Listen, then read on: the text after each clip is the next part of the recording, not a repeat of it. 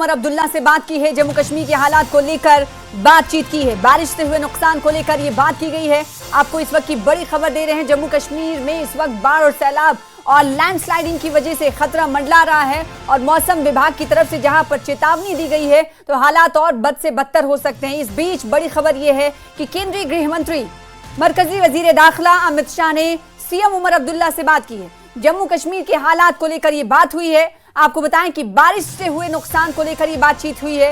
हालात पर मेरी नजर है, उमर अब्दुल्ला ने इस दौरान गृह मंत्री अमित शाह से बातचीत करते हुए कहा है। तो जम्मू कश्मीर में इस वक्त हालात जो हैं, बारिश ने तबाही के मचा रखे हैं।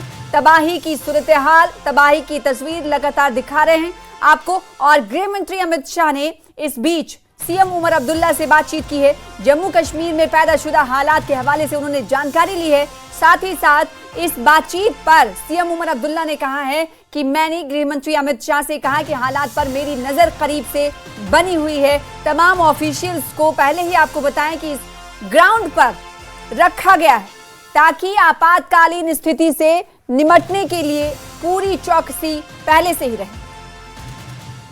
समीर भट्ट हमारे साथ जुड़ रहे हैं। समीर, जो जम्मू कश्मीर में हालात हैं इसको लेकर केंद्रीय गृह मंत्री अमित शाह ने सीएम उमर अब्दुल्ला से बातचीत की है।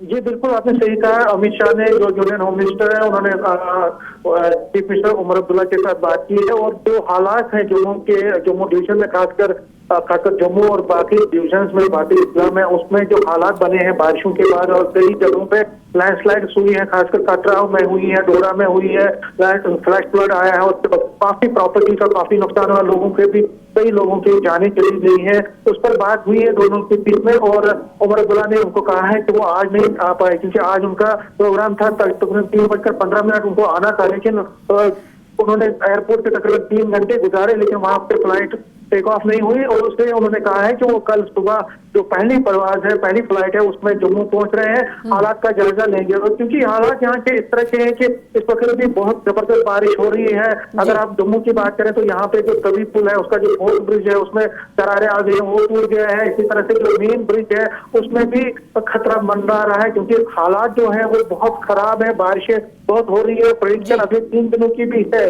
तो इसलिए बहुत सारे, अगर हम पहाड़ी इलाकों की बात करें, खासकर उधमपुर की बात करें, कटरा में जिस तरह से लैंडस्लाइड हुई है, वहां पे कई यात्री जो है उनके हताहत होने की खबरें मिल रही है। डिविजनल कमिश्नर ने हालांकि हमें 5 का कंफर्म किया था डोडा में, लेकिन अब तो कटरा से भी खबर आ रही है कि वहां पे भी कई जानें चली गई हैं।